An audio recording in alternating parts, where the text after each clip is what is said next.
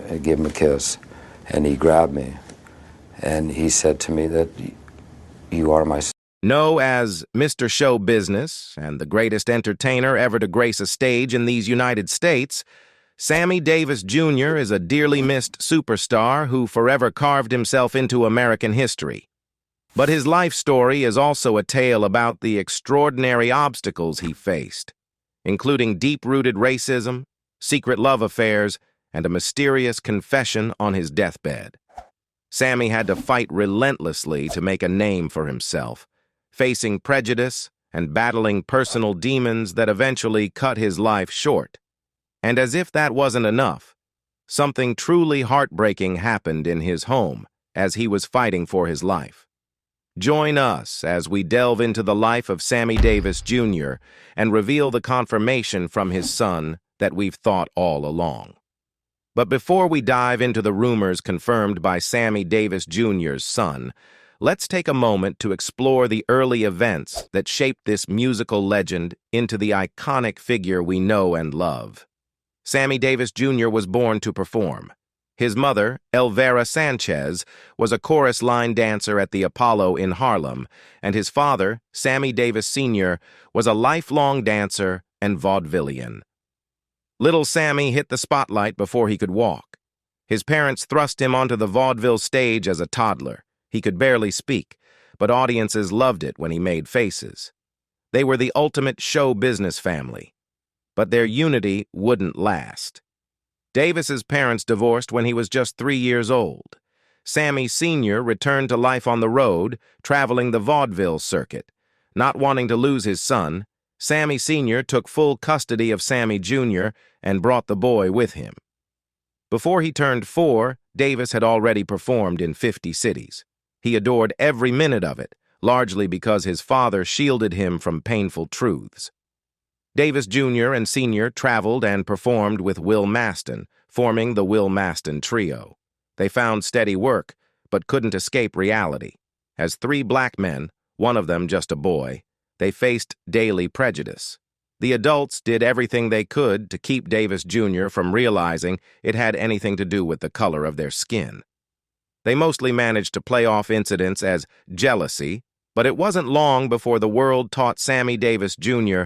the hard truth. Sammy Davis Jr.'s number came up in the draft in 1944. Suddenly, the 18-year-old boy, who had only ever known the stage, found himself in the U.S. Army's 1st Integrated Infantry Unit at the height of Teru. Davis must have been terrified, but he had no idea just how bad it was going to be. White soldiers from the South tormented him constantly. Weighing barely 120 pounds, Davis Jr. got into fistfights nearly every day. White soldiers broke his nose several times, giving him his trademark flattened nose. But that was just the beginning of the abuse he endured. When white soldiers weren't trying to beat him up, they found more twisted ways to make his life miserable. In one incident, they forcibly painted his skin bone white. Another time, they tricked him into drinking a beer that one of them had urinated in. In the Army, Davis finally realized that his father and Will Maston had been lying to him all these years. It wasn't jealousy after all. In 1945, Sammy Davis Jr. returned to show business a changed man. He now understood the harsh reality his father had hidden.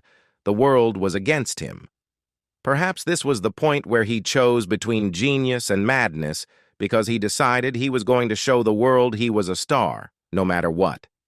He was born for this life, and no one was going to take it from him. In 1951, the Will Maston Trio took the stage at Ciro's in Hollywood. Initially scheduled for a 20-minute set as the night's openers, their performance extended to nearly an hour due to the enthusiastic reception from the crowd, which included some of Hollywood's biggest stars. Sammy Davis Jr. showcased his talent for impressions, captivating the audience so completely that they demanded more. This electrifying debut introduced Davis Jr. to Hollywood in grand style, marking a turning point in his life. Following his explosive debut at Ciro's, Davis's career soared. By 1953, ABC offered the recently small-time vaudevillian his own TV show. However, despite filming a pilot, the show never materialized because no major advertisers were willing to sponsor a program starring an unknown black man. It was a significant setback for Davis's burgeoning career, but greater challenges were looming. While Davis's television dreams were dashed, the Will Mastin trio was experiencing unprecedented success. After years of struggling on the road, they secured a headlining gig at the New Frontier Casino in Vegas, earning $7,500 a week. Moreover, the casino treated them with the respect they had long been denied elsewhere, offering them luxurious suites instead of confining them to segregated accommodations. Just when everything seemed to be going perfectly, disaster struck. Sammy Davis Sr. and Will Mastin wanted to express their gratitude to Sammy Jr. for their newfound success at the New Frontier Casino. Shortly after landing the gig, they decided to surprise him with a brand new Cadillac, complete with his initials painted on the passenger side door. Little did they know, this gift would soon be involved in a tragic incident. For Sammy Davis Jr., work and pleasure often intertwined seamlessly. It was typical for him to spend the day before a recording session in LA, enjoying drinks, gambling, and performing in Las Vegas. The following morning, he eagerly set off in his new Cadillac down Route 66. At that moment, Davis's life seemed to be at its peak. However, tragedy struck when a woman unexpectedly backed her car into Davis's lane to make a U-turn. With no time to react, a devastating collision occurred. Davis's immediate concern after the crash was for his assistant, Charlie, who had been traveling with him. Pulling himself out of the wrecked car, Davis stumbled over to Charlie, only to find him in a gruesome state. Charlie's jaw had been severely dislocated, blood streaming down his face. When Davis's assistant saw him, however, his reaction was terrifying. Charlie, already in a bad state himself, could only manage to point at his own face and let out a terrible moan when Sammy approached. The impact of the crash had slammed his face directly into the steering wheel, and tragically, the Cadillac gifted to him by his mentors was the worst possible car he could have been driving that day. One of the distinctive features of Sammy's new Cadillac was a sleek, bullet-shaped horn protruding from the steering wheel. In the violent collision, his face had struck this horn head-on. He ultimately lost his left eye in the accident. The physical pain was excruciating, but even more terrifying to Sammy was the realization of what lay ahead. Sammy Davis Jr. had devoted his entire life to singing, dancing, and captivating audiences on stage. Would he still be able to do that with only one eye? Was his burgeoning career about to be cut short? As he recuperated from the accident, Davis painstakingly reworked his routines, focusing on relearning his balance. Within just a few weeks of the tragic event, Davis felt ready to cautiously return to the spotlight. But the reception he received surpassed all expectations. When Sammy Davis Jr. made his comeback at Ciro's, half of Hollywood turned out to support him. Icons like Cary Grant, Spencer Tracy, Gary Cooper, June Allison, and Frank Sinatra cheered him on from the audience. Reflecting on the moment, Davis later remarked, "Never before had I felt such a deep connection to show business. All the material success paled in comparison to the camaraderie I felt with these people." Gradually, Sammy's talent began to overshadow that of his mentors, Mastin and Davis Sr. While they were phenomenal performers in their own right, they belonged to a different era. It was clear that Sammy Davis Jr. was now the star of his own time. His father recognized this shift and gracefully stepped aside, but for Will Mastin, accepting this new reality was more challenging. Davis Jr. continued to feature the Will Mastin trio in his billing throughout his entire career, even after he began performing solo. Despite this, Will Mastin still accompanied him for a period. He would arrive at venues, insist on a dressing room, after all, his name was on the marquee, and meticulously prepare with full makeup and costumes before the shows. However, he never stepped foot onto the stage. By the late 1950s, Sammy was at the pinnacle of his career as a performer. He commanded $25,000 a week at the Sands Casino, had hit singles playing on the radio, and was on the verge of a second shot at television. But as his fame grew, so did the prejudice he encountered.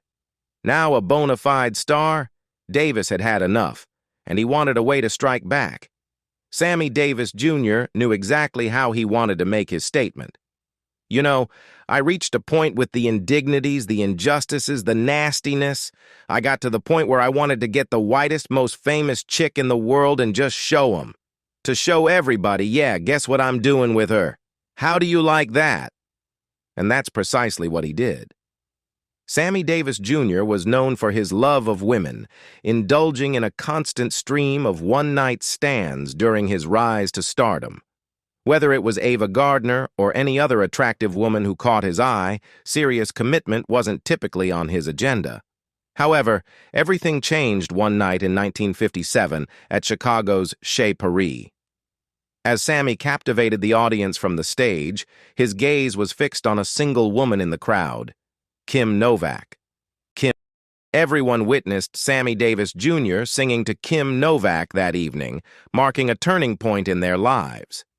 This was the 1950s, a time when interracial relationships were deeply controversial.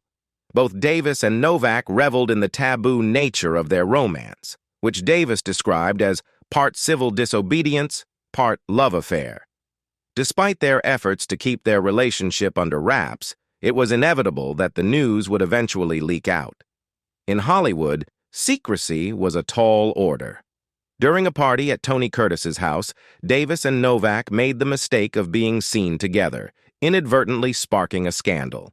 One perceptive guest wasted no time in tipping off Dorothy Kilgallen, the gossip columnist for the Hearst newspapers. Their attempt to keep things discreet had come crashing down. Dorothy Kilgallen may have feigned innocence, but her intentions were clear. In her next gossip column, she coyly hinted, "Which leading lady, KN, is seriously involved with which prominent entertainer, SD?" It didn't take a genius to connect the dots. The public was scandalized, but that was just the beginning of Davis and Novak's troubles. With the news out, the studio executives became aware of their relationship. That's when things took a troubling turn. Davis knew the situation was untenable. As soon as he saw Kilgallen's column, he phoned Novak, but she wasn't ready to give up. Defiantly asserting her independence from the studio's control, she invited him over to her Beverly Hills home for a simple meal of spaghetti. They were determined to weather the storm, regardless of public opinion. However, Novak underestimated the lengths to which Harry Cohn, the powerful head of Columbia Studios, would go to protect his star blonde from what he perceived as tarnish. Davis began to feel the pressure mounting. He understood Novak's defiance as a statement against those who sought to control her career. But while Novak sought liberation, Davis found himself increasingly entangled in a precarious situation. Despite his anger and resolve to defy societal norms, Davis knew he was risking everything he had worked for. Despite the challenges and public scrutiny, they persisted with their relationship. But the road ahead was far from smooth. Harry Cohn had spies watching Kim Novak closely, and the entire Los Angeles was swarming with reporters hungry for a sensational story. To evade them, Novak and Davis resorted to extreme measures.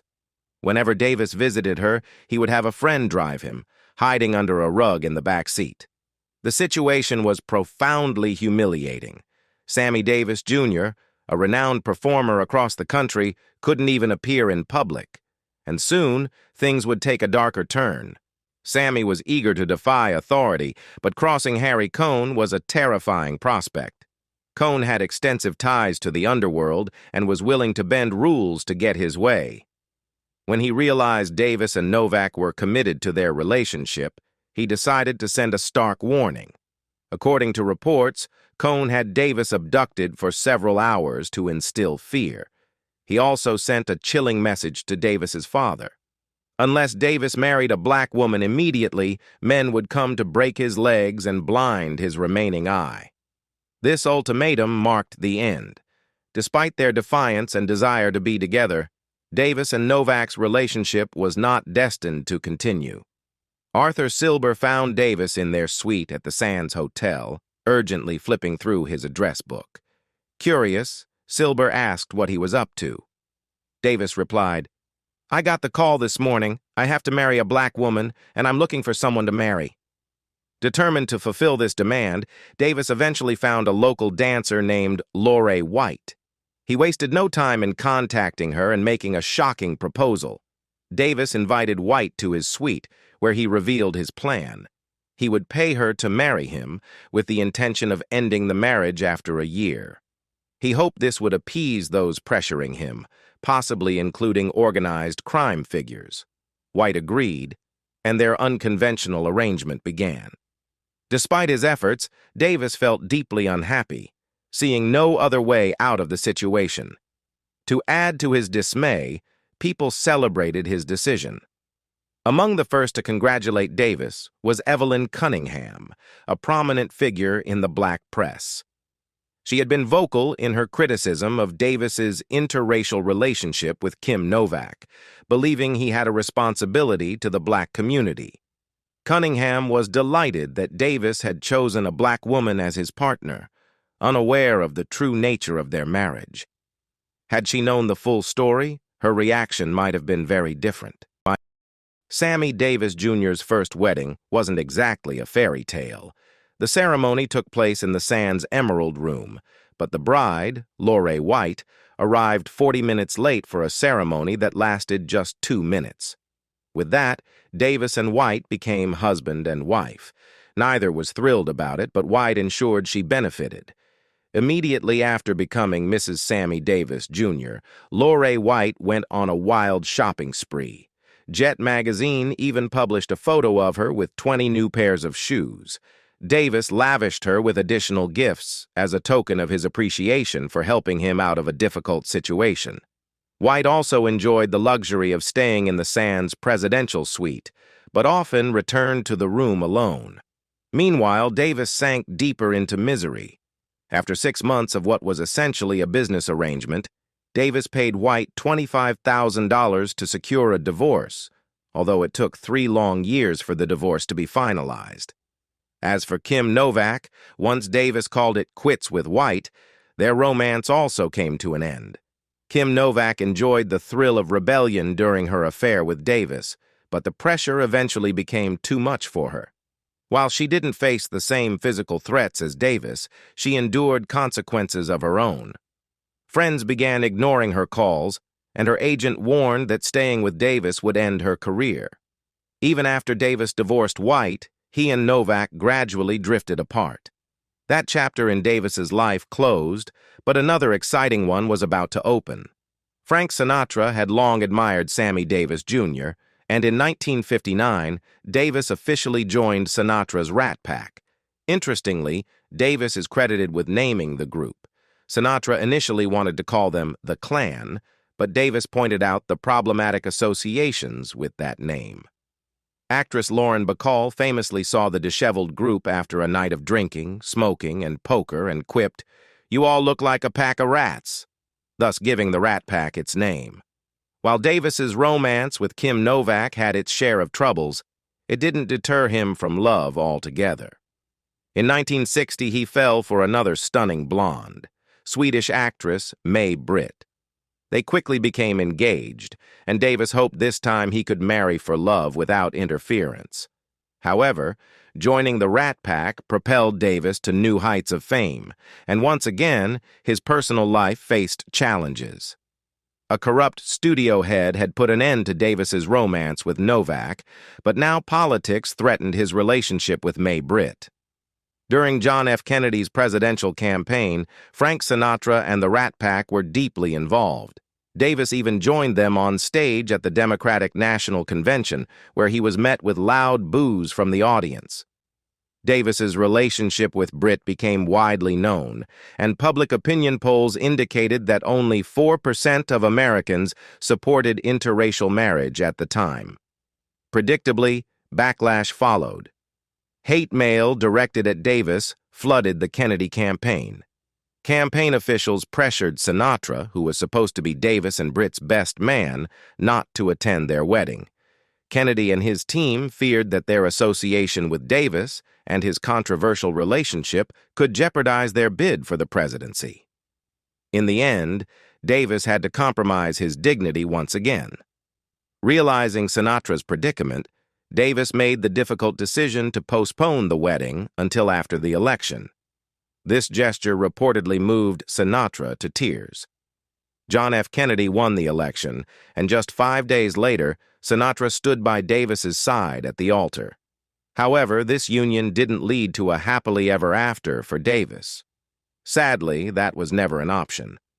Mae Britt soon gave birth to a daughter, Tracy and Sammy Davis Jr., and Mae adopted 2 sons, Mark and Jeff, under mysterious circumstances. However, being married to Sammy Davis Jr. wasn't easy. A tireless performer, Davis spent almost no time at home with his family, choosing instead the bright lights of the stage. Despite all they had been through, their marriage seemed doomed from the start. Sammy Davis Jr. had chosen greatness over madness, but the hard years began to take their toll. His marriage ended after 8 years, and Davis started to spiral. Always a man of many vices, drinking, smoking, women, he now indulged them to excess. Despite remaining the greatest performer in show business, by the 1970s, Davis was hardly recognizable. Davis's assistant couldn't ignore the change in his boss. Where Davis had once spent his evenings with the Rat Pack, now he surrounded himself with a seedy entourage of deviants. He began traveling with a trunk full of adult films, which he would frequently screen at his increasingly wild parties. Those who knew Davis sensed something haunting him, but no one could halt his frightening downward spiral. Despite everything he'd been through, Sammy Davis Jr. had managed to win over white audiences. Unfortunately, he knew that black audiences still didn't fully accept him. Those close to him believed that this was why he became involved with his third and final wife, Altaviz Gore. Perhaps marrying a black woman for real would finally earn him the acceptance he craved. Altaviz Gore, now Altaviz Davis, couldn't believe her luck in landing someone as famous as Sammy Davis Jr. Little did she know, it was more of a curse than a blessing. Davis found himself once again in a marriage that wasn't entirely his own choice. It's safe to say the marriage didn't please his wife either. In addition to his struggles with substances and alcohol, Davis had become addicted to adult films, which led to him pressuring his wife into activities she didn't want to engage in. Gore was trapped in a marriage of convenience with a man who was increasingly losing touch with reality. Unfortunately, her life after Davis would prove to be even more challenging. While living with Gore, Davis often hosted film screenings for his friends. Paul Anka shared a story of one such screening attended by around 40 of Hollywood's elite. The audience settled in with their popcorn when suddenly Deep Throat appeared on the screen. The explicit content shocked and embarrassed everyone present. But for Davis, it was just the beginning. Davis ended up befriending Linda Lovelace, the star of Deep Throat. He convinced his wife to participate in escapades so wild that even Sinatra found them repulsive, and Sinatra was certainly no saint. Life at the Davis mansion spun out of control, with not even Davis's family able to rein him in. In fact, he dragged them down with him. Davis had hired his adopted son Mark as an assistant stage manager. Mark was initially pleased to spend time with his father, but things soured quickly. They ended up fighting over a Vegas dancer that Mark was dating. At 72 years old, Davis wanted her for himself. When he couldn't win her over, he stopped speaking to Mark for 8 months. Eventually, they reconnected, but only after Davis dropped a bombshell. Remember how Davis adopted 2 boys under mysterious circumstances? According to Mark Davis, this wasn't entirely accurate. Mark recounts Davis summoning him to his deathbed in 1990. When Mark arrived, Davis revealed, "You are my son." Not just his adopted son, but his biological son. It turns out Davis hadn't been entirely faithful during his marriage to Mae Britt. Mark was still processing his father's revelation, but he needed confirmation. He sought out his birth certificate and found the truth spelled out clearly. Sammy Davis Jr. was indeed listed as his father. Mystery solved. However, the information about his mother was only partly accurate. Upon learning that Davis was his biological father, Mark turned to Britt and asked directly, "Are you my mother?" Her response was a resolute no. Many suspects that Mark was born from a relationship Davis had with another white woman kept secret due to societal prejudices. The identity of his biological mother remains a mystery. Davis didn't reveal this information to his son casually. He did so while he was dying. In 1988, Davis began experiencing throat issues. Despite warnings from Nat King Cole in his youth about the damage caused by smoking heavily and singing, Davis continued the habit, often exhaling smoke dramatically during performances, a flourish he loved but ultimately paid dearly for. Soon after nodes developed in Davis's throat, they progressed into throat cancer. Despite the illness, Davis continued to perform, and to everyone's surprise, his voice seemed to improve. However, as the cancer advanced, doctors delivered a devastating ultimatum. He needed surgery, but it would mean never singing again. What did the world's greatest performer say to this? A Sammy Davis Jr. who couldn't sing was no Sammy Davis Jr. at all. He famously remarked that he had lived a good life and that there was no way he would sacrifice his voice for anything.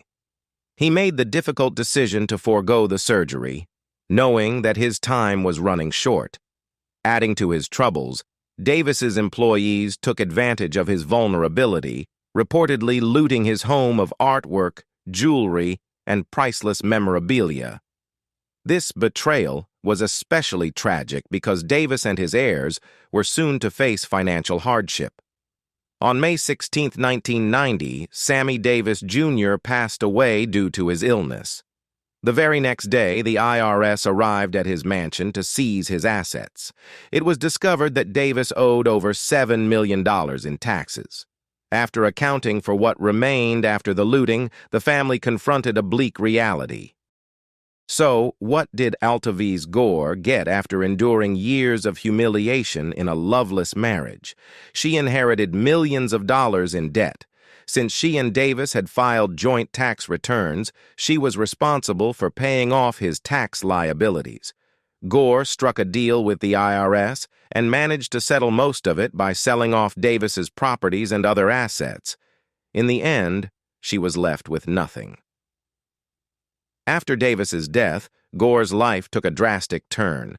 She no longer lived in luxury. Instead, she faced overwhelming sadness.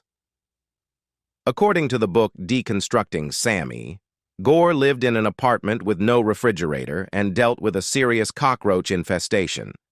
She scraped by with whatever income she could find, often collecting bottles from neighborhood dumpsters.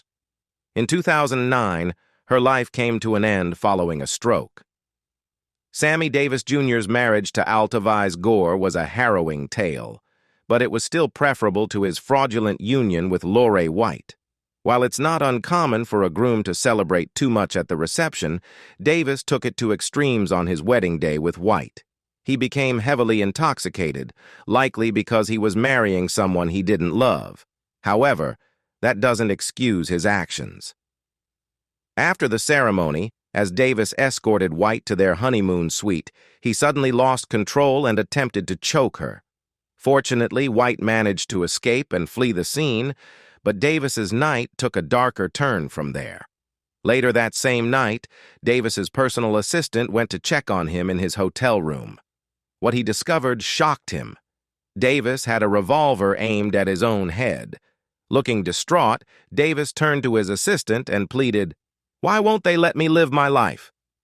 Thankfully, the assistant managed to calm Davis down, and he proceeded with his plan to divorce White 6 months later. As for Kim Novak, she and Davis had minimal contact after their tumultuous affair ended. Over 2 decades later, they attended the Academy Awards together.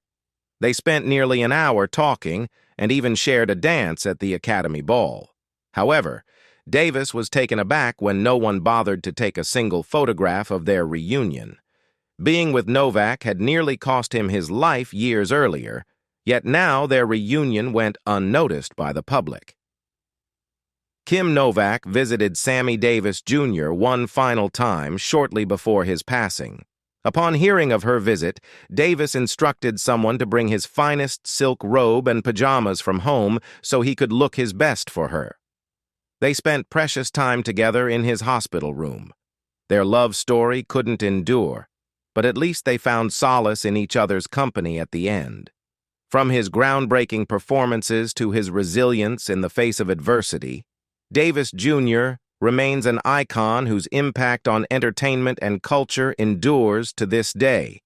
His relationships, marked by triumphs and tragedies, reflect the complexities of fame and the human experience. What do you think was Sammy Davis Jr.'s most enduring contribution to the entertainment industry? Comment below with your thoughts. Don't forget to like and subscribe for more insights into the life and times of Sammy Davis Jr. Thanks for watching. See you next time.